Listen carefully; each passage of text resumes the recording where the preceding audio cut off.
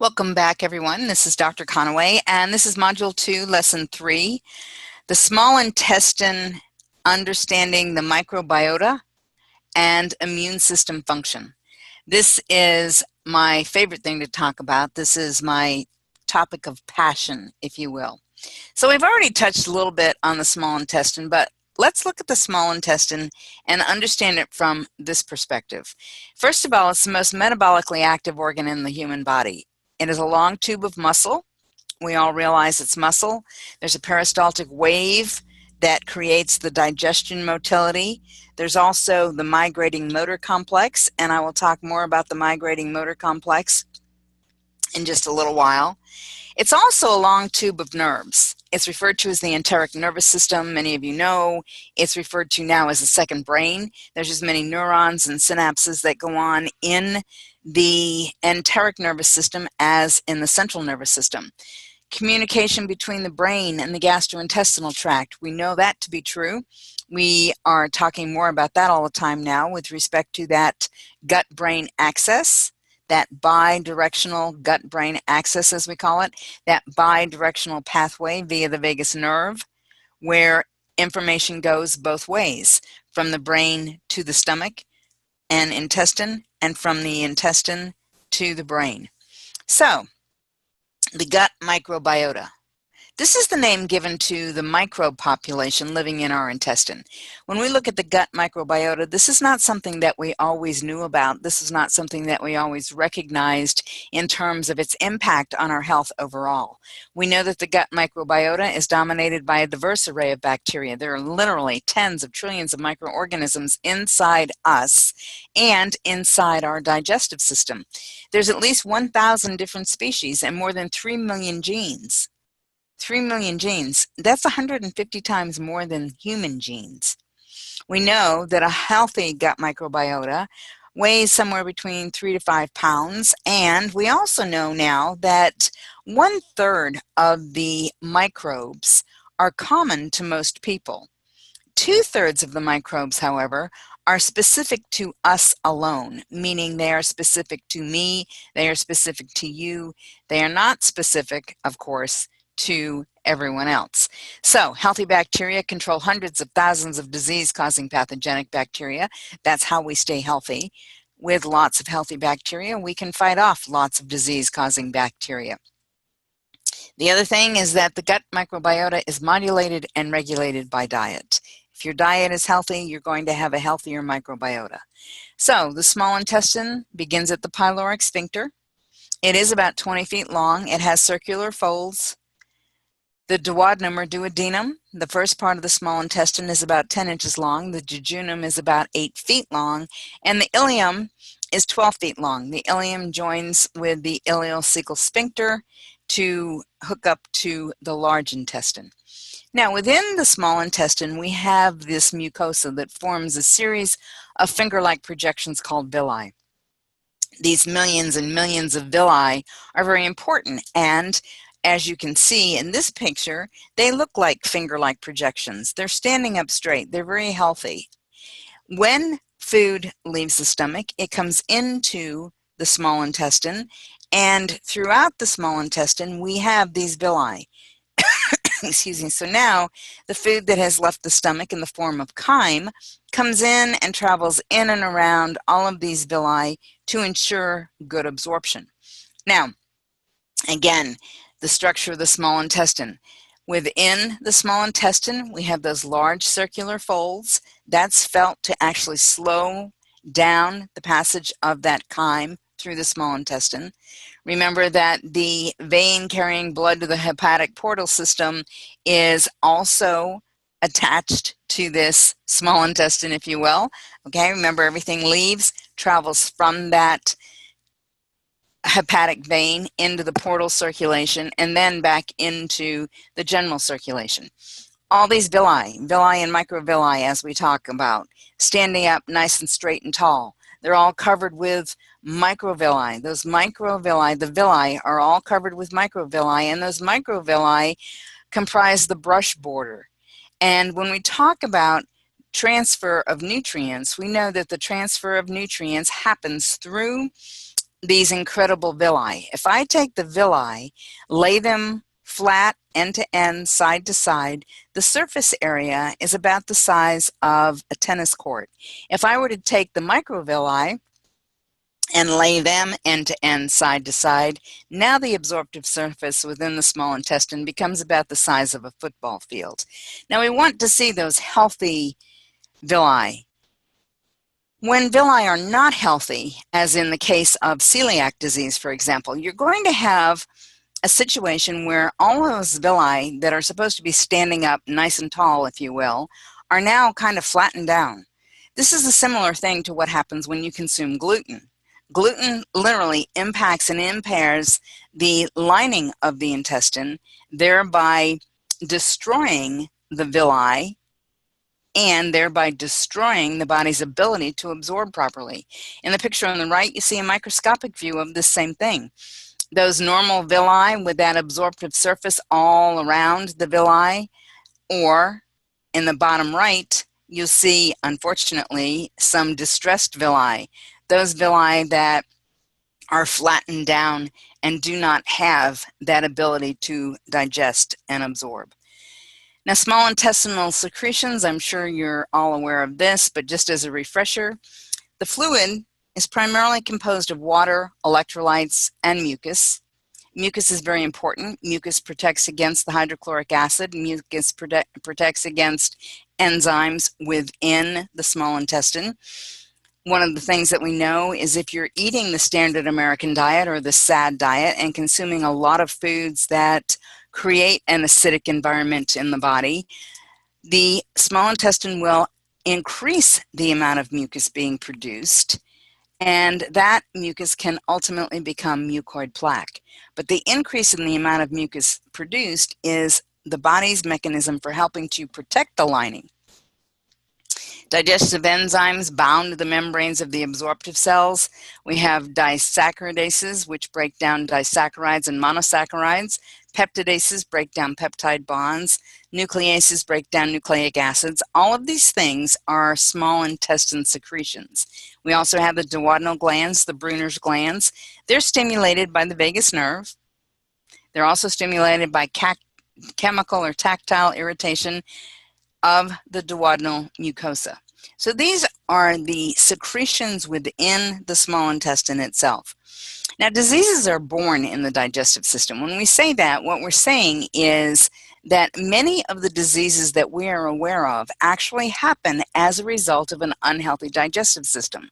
The digestive system itself plays a critical role in immunity, and that role is regulated by healthy gut bacteria. Now, when we talk about gut bacteria, we recognize gut bacteria as being friendly, and the most popular strains we talk about are the lactobacillus strains and the bifidobacterium strains. But good, healthy, friendly bacteria in the gut, good flora or probiotic in the gut, is going to help to keep our digestive systems healthy. Unfriendly bacteria that we might face comes in various different strains. We are actually exposed to them all the time. And Candida yeast and other yeast forms are considered to be unfriendly. Now, we all have Candida yeast, and that Candida yeast is a part of us. It's not bothersome. It doesn't do anything that would dramatically hurt us until or unless we don't have enough of the healthy bacteria, and then we can have an overgrowth of the yeast or fungal forms, okay? Now, healthy gut bacteria. We know the healthy gut bacteria will start colonizing at birth. They are acquired during vaginal birth and breastfeeding. And what that means is if a baby is born through the vaginal vault, as the baby comes through the vaginal vault, that baby picks up the bacteria from mom, picks up the bacteria from mom's colon, picks up the bacteria from mom's vagina, picks up mom's bacteria, which is the way nature intended. And this is the way we start to colonize or populate the good, healthy bacteria in our guts. Breastfeeding is another way we do that. When a baby is put to breast, it is exposed to mom's bacteria. Again, this is the way nature intended. The unfortunate thing is many times women elect to have C-sections. Now, I'm not critical of a C-section if mom's life or the baby's life is at risk. What I'm critical of is those people who elect to have a C-section on a certain given day because they want their baby born on a Thursday, they want this particular doctor to deliver the baby, they want the baby born at 2:30 in the afternoon.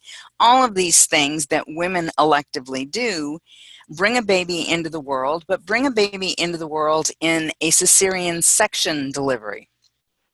When that happens, the baby comes into this world into a sterile environment, does not have the opportunity to gather mom's bacteria as the baby's being born, brought into a sterile environment in the operating room, and then leaves, and where they begin to colonize their little guts is with the bacteria of the staff in the nursery, the other babies in the nursery, but not by mom the way nature intended.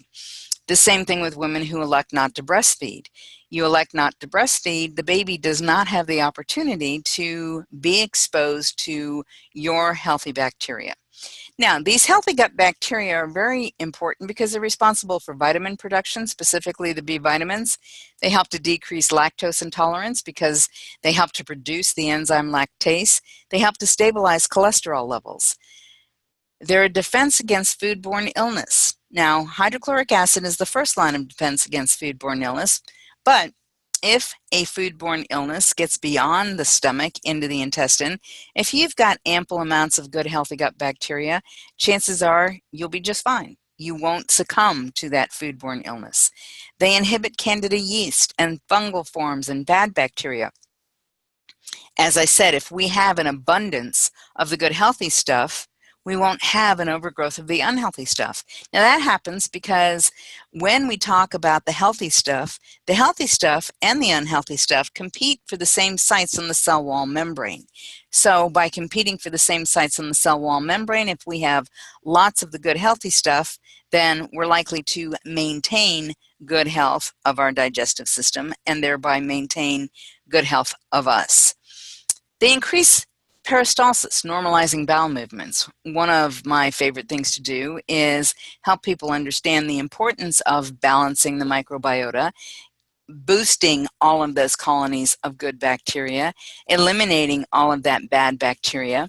And I do that with a 20-day flora program. That's what I call it, a 20-day flora program, whereby people flood their systems with good bacteria and also take the I-26 product. The I-26 product in the Legacy for Lifeline is an amazing product because it is designed specifically to kill off the bad bacteria or to not allow the bad bacteria within the digestive system to be able to adhere to the lining of the digestive system. An amazing product. So you put together a product that's flooding the system in large amounts, recolonizing with the good stuff, at the same time taking a product that specifically eliminates the bad stuff, and you've got, in my opinion, the best way to help to normalize that gut microbiota. They also maintain good hormonal balance. We talked during lesson 2 about the fact that when we talk about hormones in the system, that Roundup or glyphosate issue is pretty significant, pretty profound. Well, again, it gets back to the gut microbiota. It gets back to what is absorbed through the microbiota because of the foods that we eat. Detoxify hazardous chemicals in foods like nitrates. When we talk about nitrates, this is not to give you free rein to go eat all the nitrates you want, but think about this for just a minute. Nitrates over the course of the last several years have been implicated in colon cancer. And I have to think about, okay, so we have an increase in colon cancer. Is it because all of a sudden we're eating much more in terms of foods with nitrates? I don't think so. So think about like this. If our digestive systems are truly healthy and we have ample amounts of good healthy gut bacteria, we're going to detoxify those chemicals like nitrates. So I think that part of the reason why people are having so many issues is not because we're all of a sudden eating so many nitrates. It's because our digestive systems are no longer as healthy as they used to be. And a big part of the reason why that is because we eat the standard American diet, we expose ourselves to all those toxins, and we unfortunately put ourselves in a situation where we consume the nitrates and they're not detoxified. We know that healthy gut bacteria help to control the acidity alkaline levels in the intestine. This is very important. We all know this. We do not want an acidic environment within our intestine or an acidic environment within our body. If we have adequate amounts of good healthy gut bacteria, we won't have that acidic environment. Now, having said that, I know that it stands to reason that when we were created, we probably were not created with the intention of having to buy a $5,000 machine to create a more alkaline environment in our bodies. I know that you all know what I'm talking about when I say that. I know that the human body is designed to take care of itself, to protect itself and take care of itself. This is a very good example of the way that it does so. It helps to control acidity alkaline levels in the intestine by the good gut bacteria. Good gut bacteria also will help eliminate bad breath, gas, belching, and bloating. Many people who have issues with that bacterial balance, many people who have issues with a healthy microbiota have issues with bad breath. And I mean, these are the people, when you start to talk to them, you have to keep backing away because the breath is so bad. I would like to say to these people, you know, you have a gut issue. I know you can't do that all the time, but if it's someone you know and know well, then perhaps you can share with them that one of the things that is problematic if you have an unhealthy microbiota is bad breath. Good healthy gut bacteria will also help to process those foods into healthy nutrients. When we talk about processing the food into healthy nutrients, we know that the good bacteria is responsible for helping us to break down our foods into those small molecular structures necessary to go out and do the job at the cellular level. Bad bacteria also breaks down our food, but the unfortunate thing there is those nutrients that get broken down now are not releasing good molecules into the system, not releasing good healthy molecules in the system, but unfortunately are releasing poisons and toxins, and we'll talk more about that in a minute. So, what are some of the enemies of healthy intestinal bacteria? Well, many of you know antibiotics, steroids, those medicines that we take, but also those medicines that are injected into cows and other livestock. You eat the meat of a cow that has been injected, then unfortunately you're going to get the impact of that antibiotic. Chlorinated water, drinking water, either drinking it or showering in it. When we talk about drinking water or showering in it, there was a study done several years ago, and it said that the average 10-minute shower will expose you to as much chlorine and kill off as much bacteria as drinking an 8-ounce glass of water. Antacids and anti-inflammatory drugs, those non-steroidal anti-inflammatories. How many people do you know take non-steroidal anti-inflammatories every day? Doesn't really matter. They take them every day. Have a headache, they'll take them. They sprain their ankle, they'll take them. They have a backache, they'll take them. They're taking non-steroidal anti-inflammatories all day long, that ibuprofen, Aleve, Motrin, whatever, all the others that are out there.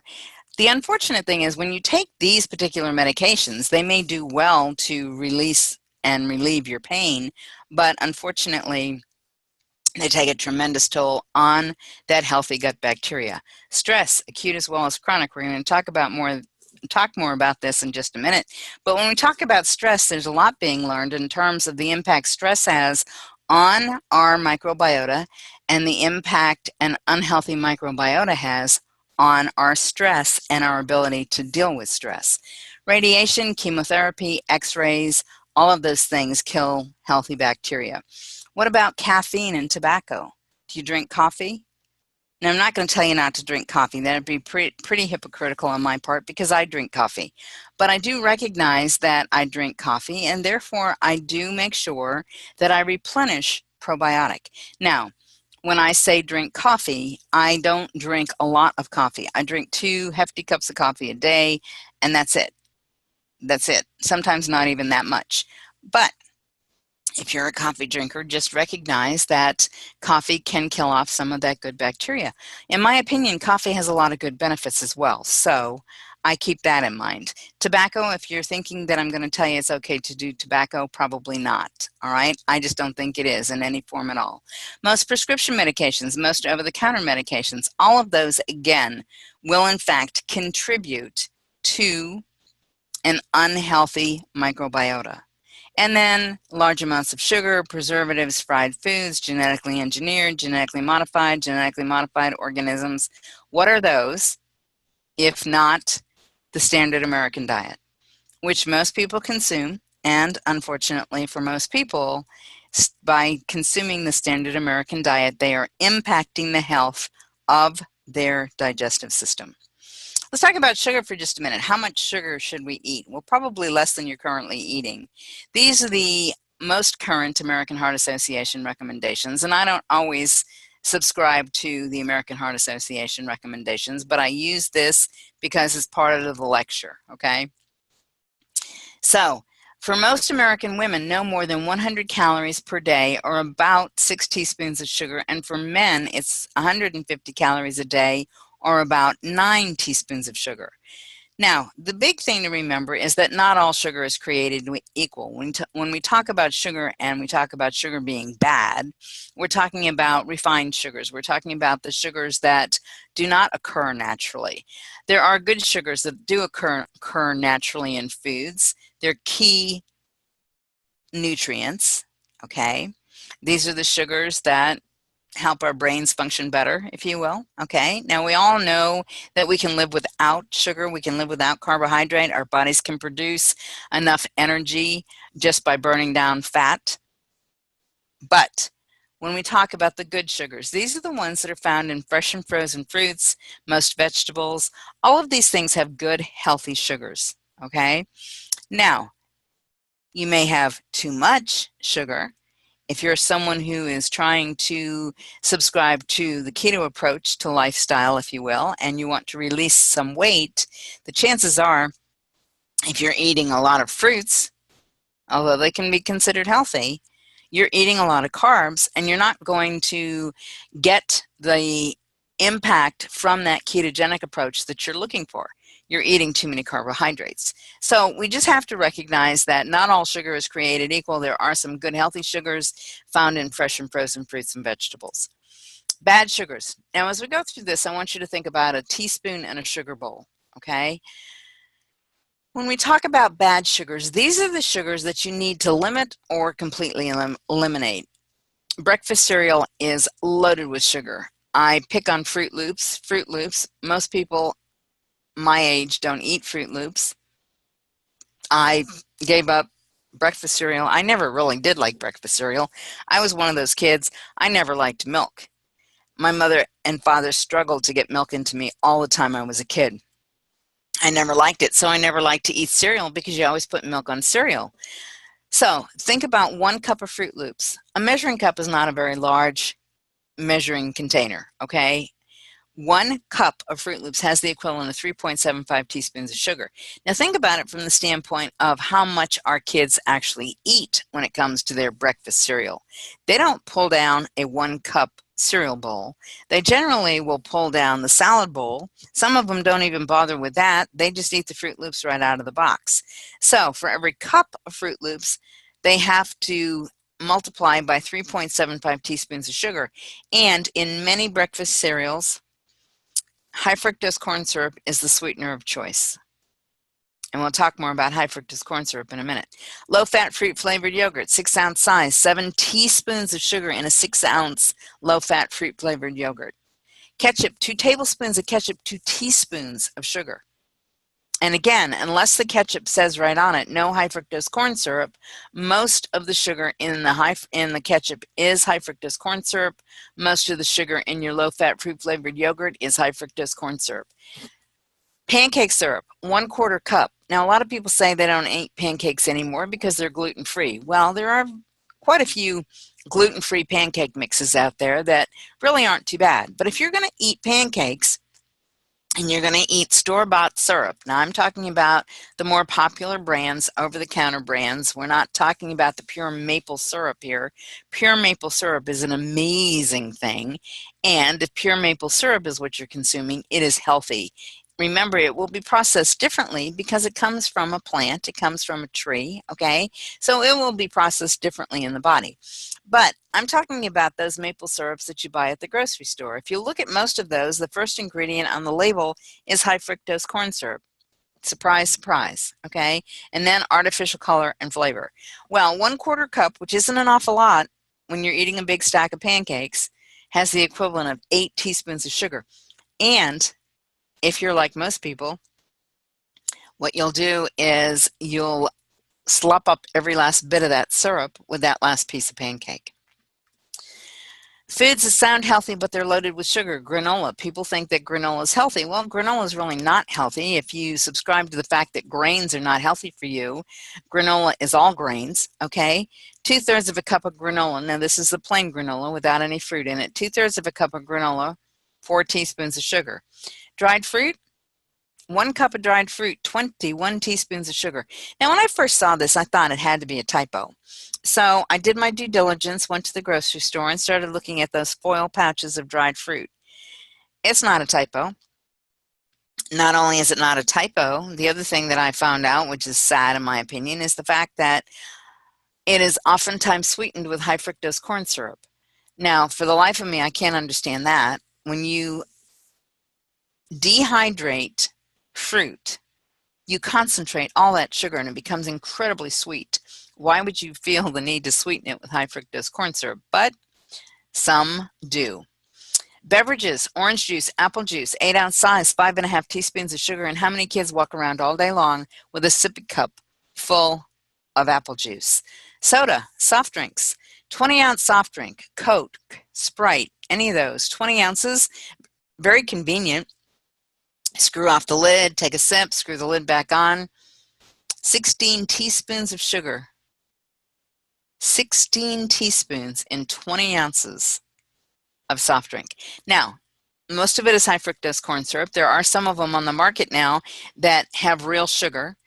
It says right on it, made with real sugar. You can get Pepsi with real sugar. Used to be able to get Mountain Dew Throwback, Dr. Pepper Heritage, Sierra Mist. Those were all made with real sugar. Now, some of the other than name brands, some of the off brands are made with real sugar. But the interesting thing that I find is it says on the label, made with real sugar. It does not say on the label, no high fructose corn syrup. So is it really all healthy sugar?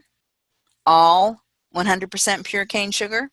Or is it maybe some sugar and the rest is high fructose corn syrup? Chances are you may never know. All right, snacks and desserts. Balanced power bar. I'm not going to eat lunch. I'm going to eat a balanced power bar. Well, 4.75 teaspoons of sugar. Now again, think about that sugar bowl and that teaspoon, okay? Frozen yogurt, 1 cup of frozen yogurt, 8.5 teaspoons of sugar. A lot of people consume frozen yogurt. They think it's healthier. This is a healthier choice than ice cream. Maybe not so much because it's got a lot of sugar in it, and oftentimes it does not have the fat equivalent that many ice creams have. And again, almost always it's high fructose corn syrup. Restaurant chocolate cake, 1 slice, 13 teaspoons of sugar. Okay, so you've worked hard all week. You go out to dinner on Friday. You're going to reward yourself with a big piece of chocolate cake. Just think about all that sugar you're consuming. McDonald's vanilla shake, 21-ounce size, 24 teaspoons of sugar. It's an amazing amount of sugar in a milkshake. Now, I don't know how much is in the chocolate shake, but the vanilla shake has 24 teaspoons of sugar. All right, how about the movies? Let's go to the movies, okay? My husband and I go to the movies quite a bit. That's our date day event. When there's a good movie showing, we'll go to the movies. We don't eat Twizzlers, however. But if you go to the movies and you eat Twizzlers, the 6-ounce Twizzlers has the equivalent of 17 plus teaspoons of sugar. Now, I'm going to be in that theater. I'm going to be in my rear end for 90 minutes to 2 hours watching that movie, so I may as well get the jumbo soft drink, okay? Now, again, we don't drink soft drinks, all right? Jumbo soft drink, 44-ounce size, 37 teaspoons of sugar. So if you do Twizzlers and the jumbo soft drink, you will consume the equivalent of 54 teaspoons of sugar. Now that's an incredible amount of sugar. And if that's not enough, that jumbo size soft drink is refillable and you'll drink that on the way home. So add another 37 teaspoons to that total. Pretty incredible when you stop and think about it. A lot of sugar hidden in the foods that we eat each and every day. And that's why those of us who try to help people learn to eat healthier or eat better say just stay away from prepackaged processed foods. Make sure that what you're eating is foods that are fresh, whole foods that you prepare in a healthy manner, and you will stay much healthier. So unhealthy gut bacteria. We've talked a lot about the need to eliminate the unhealthy bacteria. And it's because we know that inadequately controlled unhealthy bacteria are going to process our foods in a much different way. They're going to convert our foods to poisons, and then those poisons are going to pass through the gut lining and travel throughout the body, causing disease. They may reside in the joints and cause an arthritic condition. They may reside in the brain and cause mental disorders. The skin, they can cause an eczema or rosacea. The thyroid, they can cause a Hashimoto's thyroiditis. Hashimoto's thyroiditis is the most popular hypothyroid condition in the country. And the fascinating thing is many people who are hypothyroid are told by their doctors they are hypothyroid. They are not told by their doctors they have Hashimoto's thyroiditis. Now, all of these are considered autoimmune conditions, okay? Hashimoto's is an autoimmune condition. If you have rosacea, it's considered an autoimmune condition. If you have rheumatoid arthritis, it can be thrown into that autoimmune category. Autoimmune means that your body, unfortunately, is attacking itself. That's exactly what it means. And so when you have a situation where you have a leaky gut because of unhealthy gut bacteria being more prolific than the healthy gut bacteria, you're going to have a situation where you develop a leaky gut. And when these things pass through the gut lining and travel into the circulation, these poisons can take up residence anywhere and create what we call an autoimmune condition. So now what happens is the immune system kicks into hyperdrive and begins to attack you. And the unfortunate thing there is, unless you repair the gut, this could continue to happen. But conventional medicine, what they do is they treat these symptoms, they treat these conditions with immunosuppressant drugs. They suppress the immune system so that it does not react to the offender. And that, in my opinion, is totally the wrong thing to do. We do not need to be suppressing the immune system. We're already having issues with the immune system because we don't have a healthy digestive system to begin with. We certainly don't want to suppress the immune system. That just makes matters worse. Okay, the migrating motor complex. As I said, I would talk a little more about the migrating motor complex. This is something we have not always known about. This is something that I think is very fascinating, okay? This is a cleansing wave in the small intestine. This cleansing wave actually moves matter, including bacteria, from the small intestine to the colon. So this migrating motor complex kind of takes out the trash, if you will, kind of cleans out what's in the small intestine, the fiber that gets left behind, the undigested food particles that get left behind, the bacteria. All of these things are now swept away and into the colon. But this migrating motor complex is only present while you fast, meaning if you are eating, this migrating motor complex is not going to do its thing. It's present while fasting. It occurs about every 90 to 120 minutes. It starts in the stomach and works all the way to the ileum, forcing stuff out and into the large intestine. It actually takes about 2 hours for this migrating motor complex to occur. Now, the time lapse during the day is longer than at night. At night, it happens a little more quickly because you're not up moving around, you're not doing other things. But, during the day, it takes about 2 hours. So if you're someone, who grazes all day long, if you're someone who insists on eating 6 small meals a day, if you're someone who does not give your body that break, then you will not experience this migrating motor complex and the cleaning out of all the trash in the small intestine. This peristaltic cycle that creates this migrating motor complex is actually mediated by the enteric nervous system, but the cycle itself will stop immediately when you put food in the upper digestive tract. So the upper digestive tract gets food and stops the migrating motor complex. So again, if you're someone who grazes all day long, or if you're someone who insists that 6 small meals a day is a great way to go, make sure that you're eating those 6 small meals in such a way that you're giving your body the time to experience this migrating motor complex. Now, a decrease in migrating motor complex is thought to be a major factor in irritable bowel syndrome and SIBO, small intestinal bacterial overgrowth. It's not getting swept away, it's not getting cleaned out, it just continues to grow within the small intestine. And people who have SIBO have significant issues and problems. Conventional medicine feels like the best way to deal with SIBO is to give you a high-powered antibiotic that's going to kill off all the bacteria.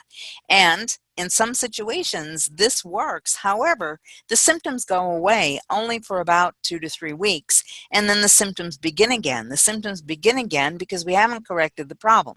We've masked all those symptoms. We've used antibiotic to kill some of that overgrowth of bacteria, but we have not corrected the problem. So now the problem resurfaces, if you will. People who have SIBO should not be treated using courses of antibiotics.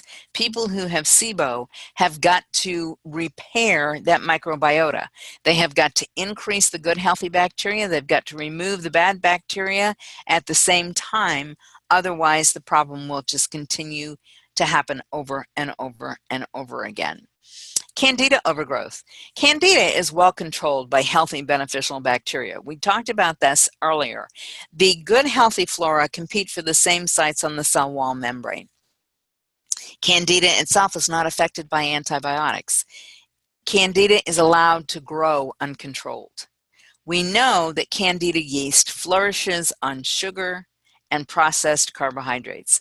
So if you're eating sugar and processed carbohydrates and you have a Candida issue, you're going to make that Candida issue worse. There's just no two ways around it.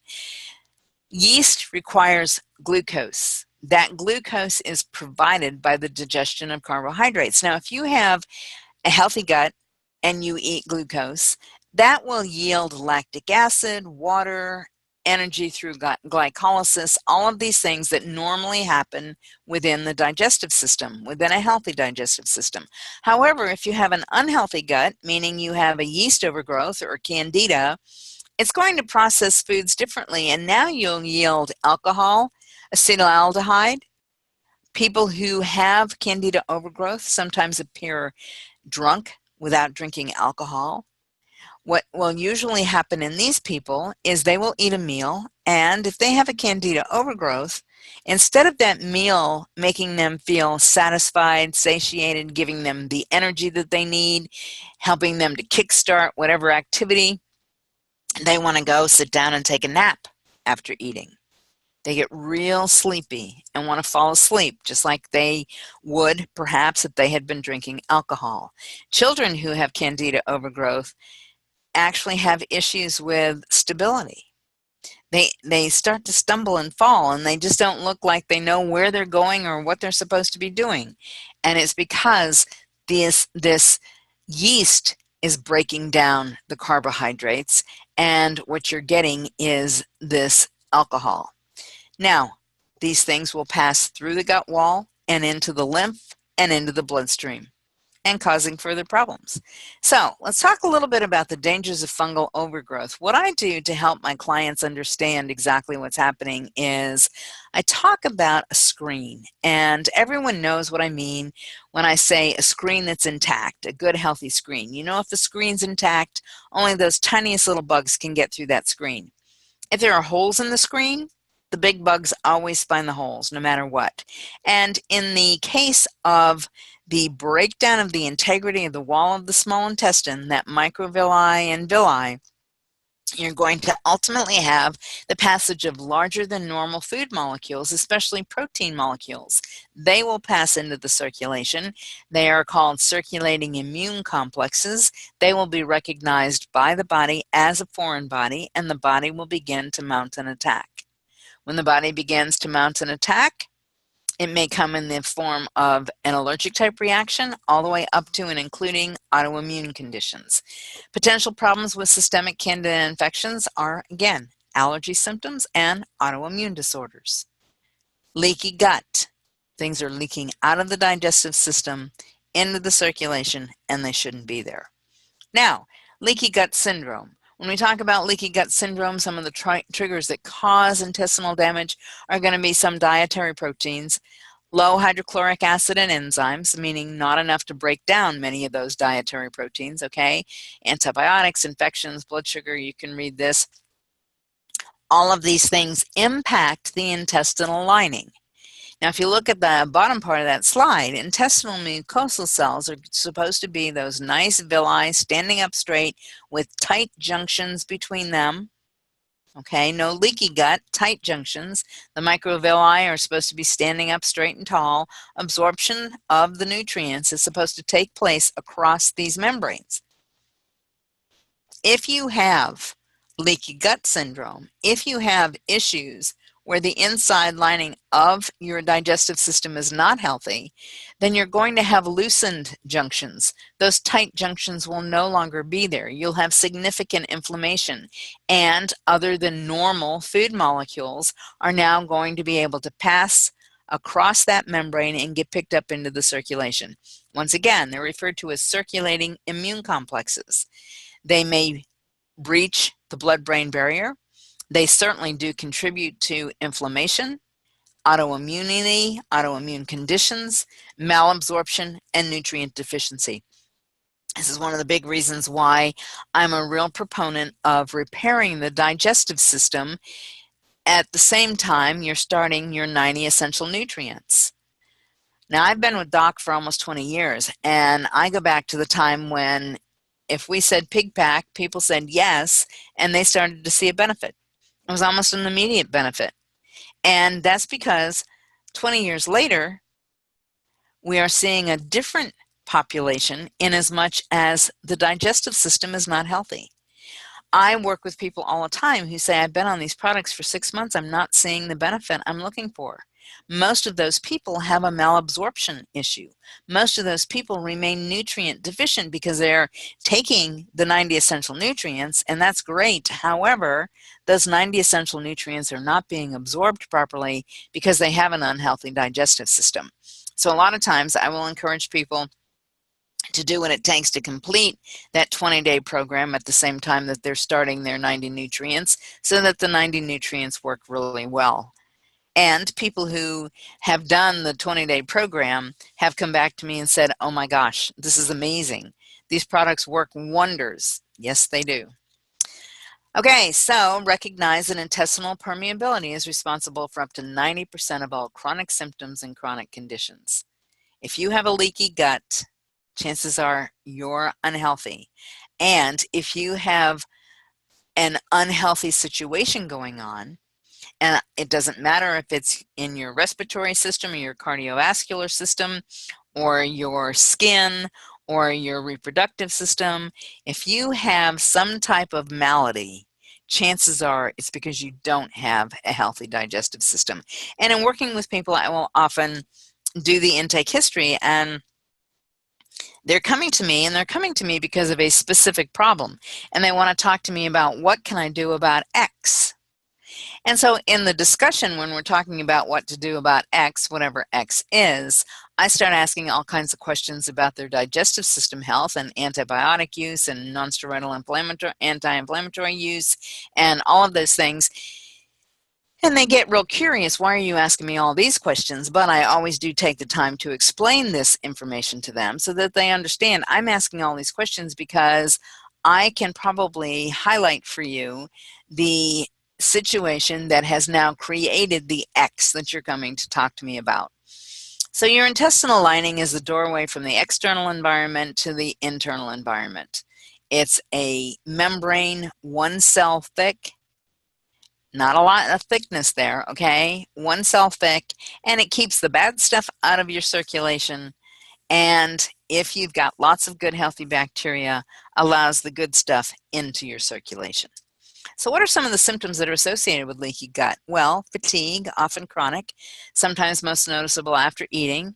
We talked a few minutes ago about the processing of carbohydrates by yeast. That leads to a fatigue type thing after eating. Chronic fatigue, most noticeable after eating, is a symptom of a leaky gut. Your digestive system isn't healthy and is not processing foods properly. Poor digestion, constipation, diarrhea, gas, bloating, cramps, heartburn, anything that can be referred to as a gastrointestinal symptom can certainly be a result of leaky gut. Vaginal infections, impotence, prostatitis, urinary infections, rectal itch, all of these things can indicate an overgrowth of yeast. And unfortunately, conventional medicine doesn't realize this, doesn't understand this, or for some other reason elects not to treat it appropriately. But when people go in for these different types of issues that are related to an overgrowth of yeast, they're usually given some type of a topical to treat the problem without ever considering what the root cause of the problem is. Now, skin irritations are a big thing when we talk about gut health. Now, skin irritations, we know skin irritations can be caused by a leaky gut. It's been known for a long time. We also recognize that when people have skin irritations, if they do not respond well to that 20-day flora program, it may be because they have parasites. Parasites are becoming much more prominent, and I'm not going to discuss parasites during this particular lesson, but when we talk about parasites, we have to recognize that there are lots of different types of parasites, and they infect us and impact us in various different ways. It is estimated that about 80 to 85% of the world's population has parasites, okay? So we do know that some skin irritations are caused by a leaky gut. Some may, in fact, be parasites. I always approach it from the standpoint of leaky gut first. Now, if people come to me with a known parasite history, then I may approach it from the standpoint of work with the parasites first. But generally, what I like to try to do is work with the gut first. Now, we do have a full moon cleanse. The full moon cleanse is an anti-parasitic program, and I will be talking more about that in later lessons. It's something that I think is very beneficial, very helpful. We've helped a lot of people. Some of the stories are just amazing. But back to skin irritations associated with leaky gut. This is how I got so passionate about this particular subject. I have a son who's now 24 years old, getting ready to get married. He doesn't like me to tell this story because it embarrasses him, but this is what drove me to be so passionate about this. When he was 2 years old, he developed a horrible ear infection and strep throat, and it took 3 courses of antibiotics to kill the infection. During the 3rd course of antibiotics, he got very sick. He got very dehydrated. He was just really sick with diarrhea. It was the antibiotic eating him up. And I knew enough at the time to realize that we needed some probiotic. So I went to the pharmacy and I got him some Lactobacillus acidophilus, and I started him on that. And within 24 hours, the diarrhea subsided and he got much better. But subsequent to that, he developed a horrible eczema. And I'm not talking about a mild case of eczema. This was down his back, across his bum, behind his knees, in the bends of his arms, under his arms, in his scalp, behind his ears. He had horrible eczema. And the only answer that the doctors had for me was to put him on steroids. And I would not allow that to happen. I know that steroids impact the function of the adrenal glands. I knew he already had an immune system issue. Why would I want to impact his adrenal glands as well? So I would never allow him to be put on steroids. Now, we did use some topical steroid in minimal amounts. I did everything that I knew, I researched everything I could find out. We tried it. We knew that he was sensitive to wheat. Now, I didn't realize the impact of wheat like I do today. So he didn't eat a lot of wheat. He ate mostly rice bread and things like that because we knew that wheat made it worse. We also knew he was lactose intolerant. We knew that if he ate ice cream or cheese or anything dairy, that he would have a flare of his eczema and become much worse. So he was lactose intolerant. So he stayed away from most of those foods. And so here we are, 8 years out, okay? We have taken him off most wheat. We have taken him off most dairy.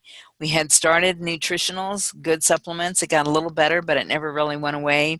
We also started extra essential fatty acids. It got a little bit better, but it never really went away. And it wasn't until I sat down and talked with Dr. Wallach and another naturopathic friend of ours, and we talked about him. I showed them his eczema.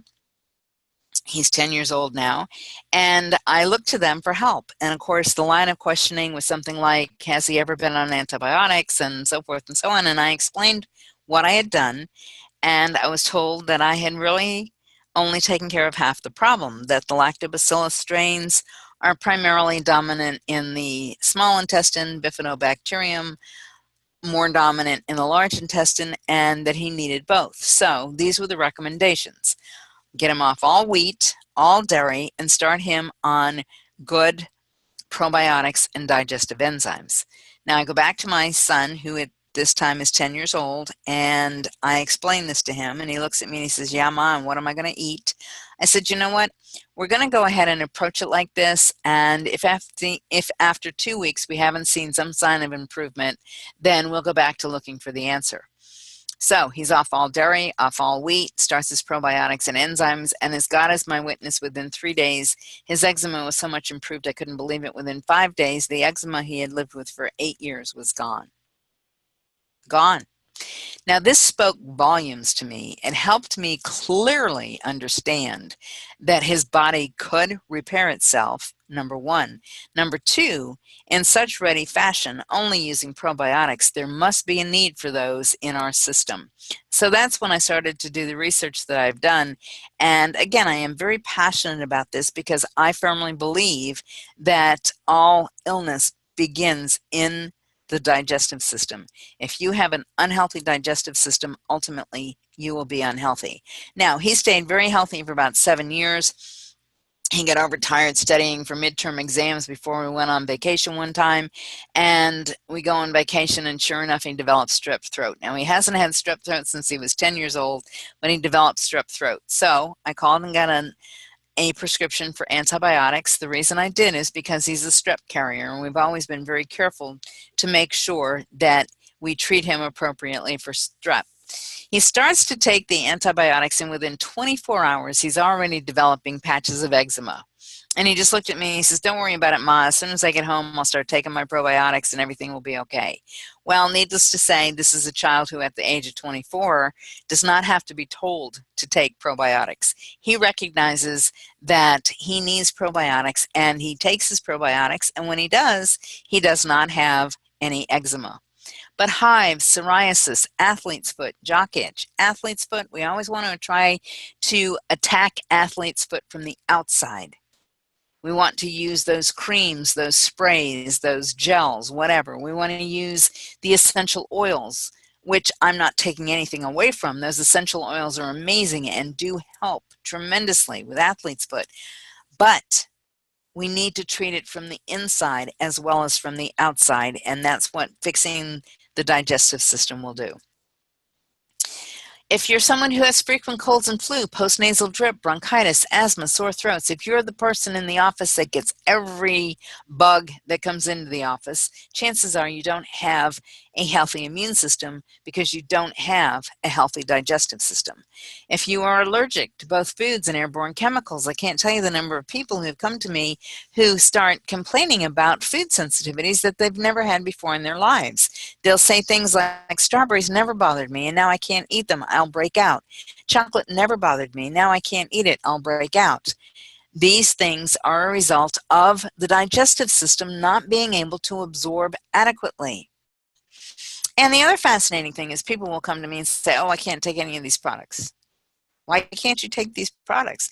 Oh, well, I'm allergic to this fruit and this vegetable and that vegetable. And people who come to me and are allergic to everything, have to understand it's because their digestive system is not healthy. Now think about this. I don't think that people are born into this world with inherent allergies to all of these things. I literally have a person who comes to me and she says, can't take it. I'm allergic to it. I'm allergic to it. She's allergic to fats. She's allergic to fish. She's allergic to all fruits and vegetables. She's allergic to vitamin C. She's allergic to vitamin A. She's allergic to all these things. No, she's not. She may have outward signs of allergies. She may react to many of these things, but if I could just get her to settle down and to start taking some of these products and to do that Flora program, I think we would go a long way toward helping to repair her digestive system, and that would impact greatly the amount of supplements she could take and the amount of food that she can eat. I'm convinced that that's what would happen. Now, people may argue with me, but I've seen it happen too many times. If you have sugar cravings, mood swings, headaches, especially migraine headaches. I used to suffer with migraine headaches. I don't have migraines at all anymore, and I've helped a lot of people get over their migraine headaches. If you have poor concentration, that's where we get into, again, that gut-brain axis. Poor concentration, dizziness, depression, anxiety, all of these things can be because you don't have a healthy microbiota. In early childhood, hyperactivity, excessive anger, cradle cap, rashes, thrush, chronic infections. I can't tell you the number of people who have come to me in the last several years with their young infants being put on antacid medications because they can't keep their formula down. They constantly have an upset tummy. They have colic all the time. Well, many of them have been born cesarean section. They were not breastfed. And unfortunately, even if you are born vaginally and you are breastfed, if in your world you get all those immunizations within 24 hours of birth, those immunizations also impact that gut bacteria, also will negate much of that bacteria that you got coming through the birth canal. Hormonal imbalances, erectile dysfunction. How many prescriptions for erectile dysfunction get written every day? And if the facts be known, if the person would clean up their diet, and I've helped a lot of men with this, if they clean up their diet and if they start taking a good dose of probiotics like in that 20-day program and start taking a product like the I-26 to get rid of the bad bacteria and start taking the 90 essential nutrients, erectile dysfunction is no longer a problem, no longer an issue. Autoimmune diseases, we've talked about that, okay? So all of these things happen as a result of an imbalance in gut bacteria and an unhealthy microbiota. Tissues that are affected by an autoimmune attack, now, different triggers are addressed here, but from my perspective, many of those things that are triggers are actually caused by an unhealthy digestive system. But these are things that actually stimulate the body to go into that autoimmune attack or autoimmune response. And as you can see on this slide, every single part of you can be affected. Every single thing. When we talk about it from the standpoint of the respiratory system, for example, we know that a person who has an unhealthy digestive system and also has asthma may well have asthma because of that unhealthy digestive system, because of that unhealthy microbiota, because of that imbalance of bacteria, and unfortunately for them, they're unhealthy as a result. Fibromyalgia in the muscle category. I know with fibromyalgia, I tease about it being my absolute favorite condition to work with people on, because usually within about 10 days, the fibromyalgia that they have suffered with for years is no longer there. I know when I was first doing nutritional support back in the late 1970s, early 80s. This was when chronic fatigue and fibromyalgia were first becoming very popular diagnoses, if you will. And it was thought to be all in the brain. And that's what doctors would tell these people. It's all in your head. It's all in your head. And it was because they really did not have criteria that they could fit all those symptoms into and come up with what we call a diagnosis, okay? So fibromyalgia is one of my favorite things to treat, because I start these people in the 20-day program. I give them the healthy brain and heart pack so that they're getting selenium, and lo and behold, in no time at all, we're doing great. Okay, I've talked about the gut-brain connection. We recognize a primal connection between the gut and the brain. I know that you all know what I'm talking about when I say you have a gut feeling or a gut instinct, or you have to do a gut check. If you ever watch NCIS, Leroy Jethro Gibbs listens to his gut. We've all known this for a long time. If people are gut reactors, as we sometimes call them, they may react to bad news by having to stop by the bathroom. People who are gut reactors oftentimes will tease about the fact that before they lecture, they have to stop by the bathroom before they lecture. You get a call from the bank and you're overdrawn in your bank account. Before you can balance the ledger, you have to go to the bathroom.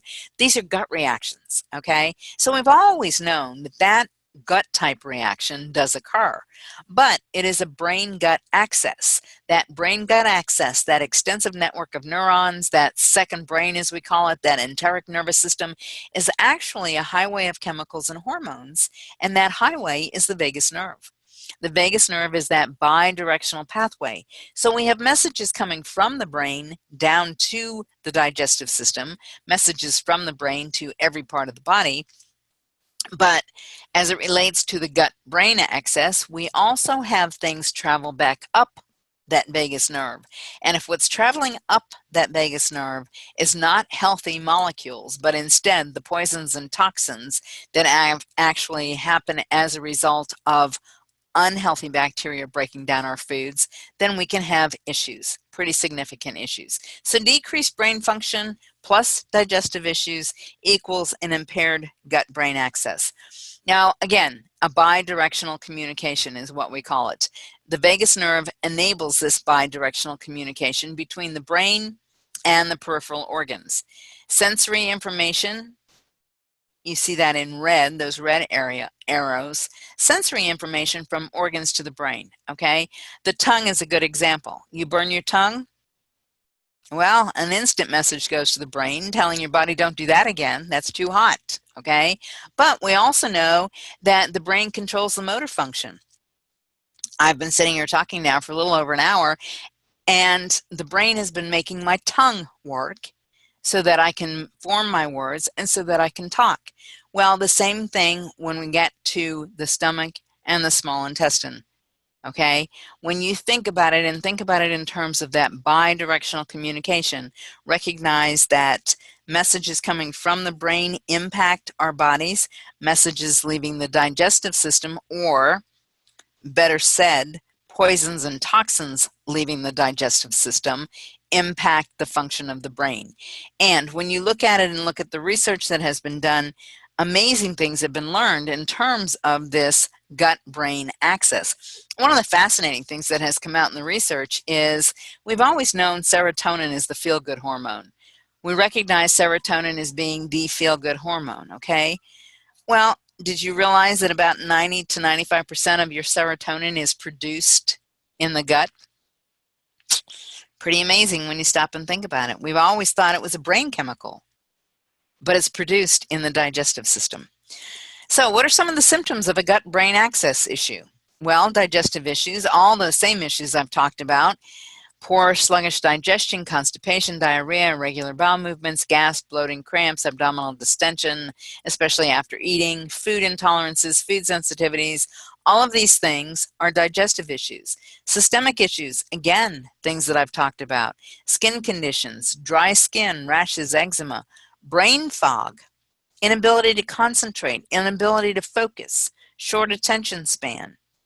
Chronic diseases, chronic inflammatory conditions, many chronic inflammatory conditions.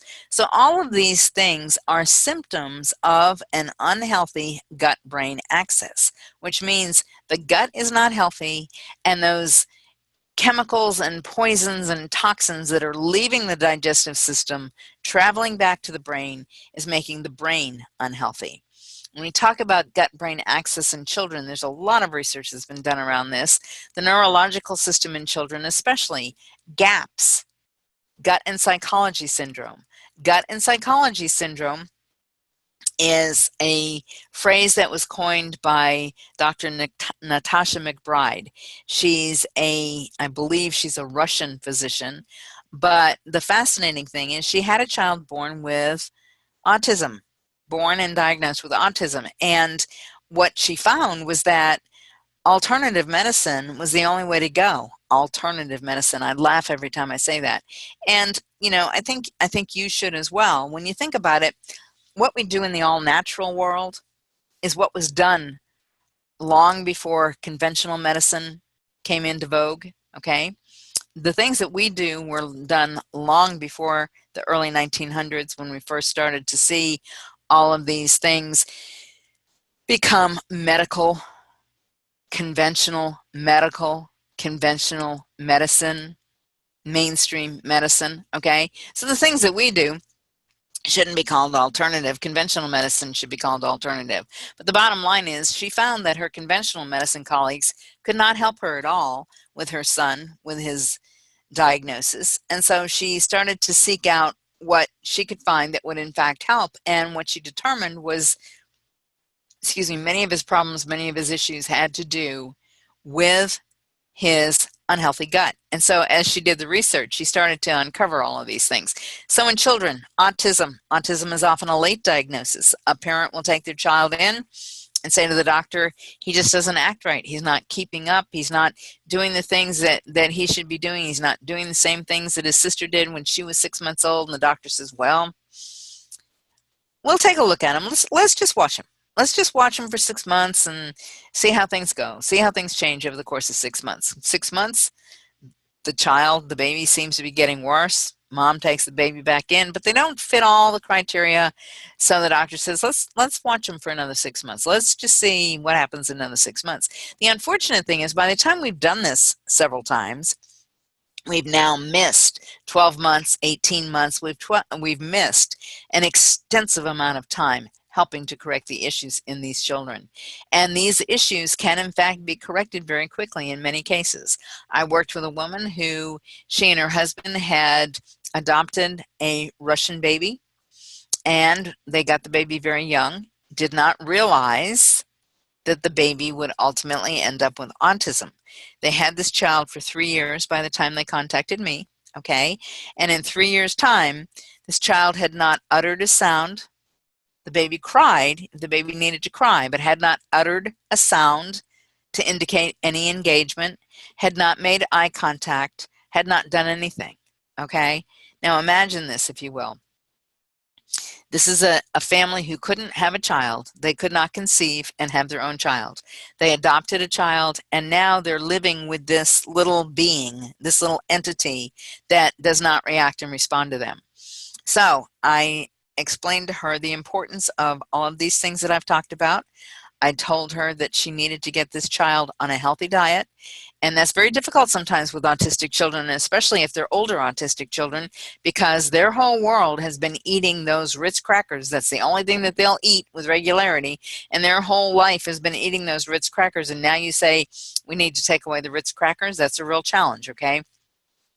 But she started to clean up the diet, started to give this child probiotics and enzymes, and she called me back within a week, within 5 days actually. Within 5 days, she called me back because she wanted me to know that the baby was not talking, but was uttering sounds and making eye contact. Now, this child had not done this at all until we started working on fixing the digestive system.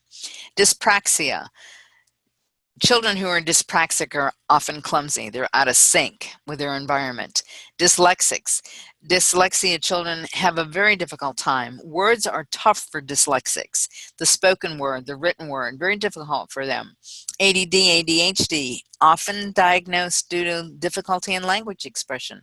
All of these things happening in children can be related to their digestive system. Some people say, yeah, but they're little and they haven't been exposed to the standard American diet for all those many years. And so how could this be a problem for them? Well, interestingly enough, the thing you have to understand is if they're born cesarean section, or even if they're not, if they're born vaginally, but they come into this world and they're immunized, unfortunately, those immunizations kill off the good bacteria. And then they don't have a good, healthy digestive system. They don't have a good, healthy microbiota to keep them healthy. They develop an ear infection when they're 3 months old, and we treat them with antibiotics, killing off even more bacteria, impacting even more that microbiota. And then they get okay from that particular ear infection, and before you know it, they've got another one. So now they're on antibiotics chronically, and I can't tell you the number of children that I've learned about that are on antibiotics all the time. The doctor decided that they should go on antibiotics for 14 months. What? Just think about that. Think about the impact that 14 months worth of antibiotics might have on a child's microbiota, and therefore have on that child for the rest of their lives. Gut-brain axis issues in adults, depression. Depression is often a misdiagnosis. Brain fog, lack of focus or inability to concentrate. Just can't get it together. Just can't get all my eggs in the basket, okay? All the way up to and including things like manic depression, schizophrenia, bipolar disorder, obsessive compulsive disorder. I can't tell you the number of people who've contacted me lately with OCD, obsessive compulsive disorder. That's amazing. I can't believe so many people have it. Well, many people have it because they have an unhealthy digestive system, and all those messages are not appropriate from the brain to the gut and the gut to the brain. Okay, let's just spend a minute talking about the role of enzymes. Without enzymes to, quote, make it happen, unquote, nothing in the human body is going to function properly. So what are enzymes? Well, I'm sure you all remember they're proteins. They hold an electrical charge. They're catalysts. They speed up the reaction, but they don't get used up in the process of the reaction. They're specific in that they only cleave or cut certain bonds. And in the case of digestive enzymes, they're very efficient. One enzyme can break down millions of bonds. So when we talk about enzymes, we recognize that digestive enzymes or food enzymes are specific for the various component of food they're acting on. Lipases break down fats, amylases break down carbohydrates, proteases and peptidases break down proteins. A protease cannot break down a fat, a lipase cannot break down a carbohydrate, and so on. And enzymes work in various stages of digestion. If you don't have digestive enzymes, nutrients and foods cannot be broken down and utilized by the body.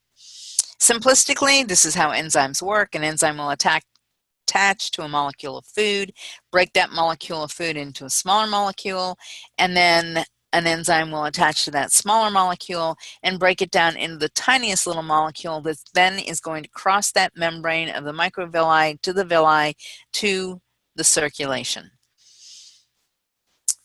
This is a very busy slide, but it just depicts the fact that we have enzymes from the saliva. We have no active enzymes produced in the esophagus. Any enzymatic activity going on in the esophagus is happening as a result of the enzymes that have been added to the food in the mouth. Enzymes in the stomach, enzymes throughout the small intestine, all of this enzymatic activity is going on. Now, those blue squiggles in the colon, those blue squiggles indicate water, not enzymes, but lots of enzymatic activity going on throughout the body. Now here we're talking about digestive enzymes, food enzymes, those kinds of things. I am not talking about systemic or metabolic enzymes. And when we talk about the pancreas and the role of the pancreas and what the pancreas does, we recognize that we need to help our bodies by providing good enzymes in the foods that we eat, making sure that perhaps we're taking a digestive enzyme supplement. And the reason for that is because when we're born with digestive enzyme stores. And as our enzyme stores are used up, the pancreas is responsible for producing all the enzymes we need. If the pancreas is producing enzymes all day long to address digestion issues, there are not enough enzymes, unfortunately, not enough strength or whatever within the pancreas to work on all of the other enzymes that the pancreas is responsible for. All those metabolic enzymes, all those systemic enzymes that the pancreas is responsible for. So it behooves us to keep our pancreas healthy and to make sure that we are, in fact, eating lots of whole foods, fresh fruits, vegetables, vegetables that are lightly steamed. I'm not someone that's a proponent of an all raw diet. I don't think we should do all raw. A big part of the reason I elect not to do all raw is because when you eat raw fruits and vegetables, you get a lot of fiber. And one of the things that we know is that that fiber will actually pull minerals from the body. So you don't want all raw, but certainly juicing is a great way to get enzymes. And many people who juice actually they say they feel much healthier, have a whole lot more energy. Well, when you juice, you give the body all those great enzymes without all the fiber. So now the body doesn't have to work to break down the fiber. The body can just utilize those enzymes. So food enzymes are found in raw whole foods. They're found naturally in unprocessed and uncooked foods, okay? If you process foods, if you take them to temperature above 118 degrees Fahrenheit, you're going to kill the live active enzymes. So think about processed food. Think about anything in a package or a box. You know that that doesn't have anything live in it, certainly doesn't have any live active enzymes, or it couldn't live on a store shelf for endless months and then live on your pantry shelf for endless more months, okay? Frozen foods, most frozen fruits and vegetables, at least the vegetables, have to be blanched before they're frozen. And the reason for that is because if you allow them to freeze with all those live active enzymes in them, as they're freezing, they will make the food turn mushy. And now when you defrost it, you haven't got anything but mush, okay?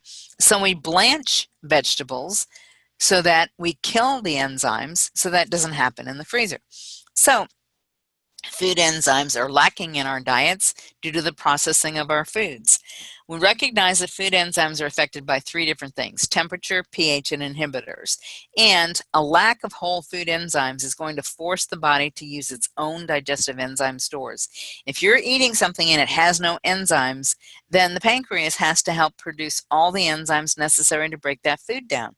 And we've already talked about the fact that enzymatic breakdown actually starts to take place in the fundus of the stomach. So given that, and given the location of the pancreas and the pancreas pumping out enzymes, your food isn't being broken down properly if you don't have some good enzymes in the fundus as that initial breakdown of foodstuffs takes place. So our body's digestive enzyme stores are used up. When they're used up, then we get these digestive symptoms. Used to be that people who were in their 50s and 60s might start to complain, oh, I used to love to eat spaghetti, can't eat it anymore, tears up my gut. Or I used to love to drink coffee, can't drink it anymore, tears up my gut. Or I used to love to eat chocolate, can't eat it anymore, tears up my gut. Why is it tearing up their gut? It's tearing up their gut because they no longer have enough enzymes to be able to break these foods down. And what about our younger people? People in their late teens and early 20s being prescribed antacid medications. Why are they being prescribed antacid medications? Because they have gastroesophageal reflux disease. They have gastroesophageal reflux disease. Their body is not processing foods normally. Why are they having so many issues? Well, they've never eaten anything but prepackaged and processed foods.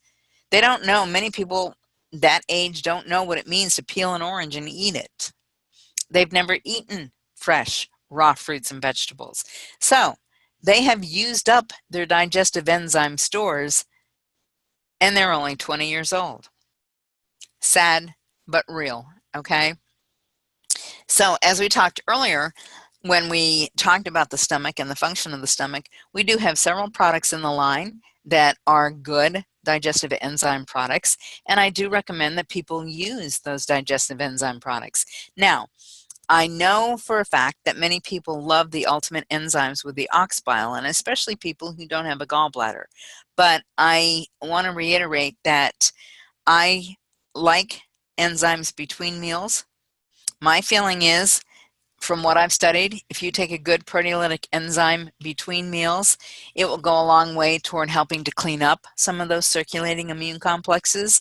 I refer to it as taking out the trash. You take good proteolytic enzymes between meals, and those enzymes help to take out the trash. There's nothing in the stomach for them to work on, so they go immediately into the circulation and start to clean up the trash. Just be very careful and do not do the ultimate enzymes between meals. The ultimate enzymes have ox bile, and I am of the opinion that if you give your body too much of that ox bile when your body is not processing foods, it can put your gallbladder into an imbalance situation. But taking enzymes, I take enzymes before I eat every single meal, and I take enzymes between meals because I think that they are so beneficial. I know that I've helped many people who have gastroesophageal reflux disease, many people who have the bloating, the cramps, all of those things. I've helped a lot of them, and I've helped them by making sure they understand the importance of taking good enzymes, good probiotics, and now taking the I-26 product, which helps to eliminate the bad bacteria, helps to inhibit the bad bacteria from clinging to the inside lining of the digestive system, moving it out and moving it away. Okay, so that is the end of lesson 3. So I'm going to stop the recording now. I'm going to say so long to all of you, and I will see you back here for lesson 4. Thank you so much.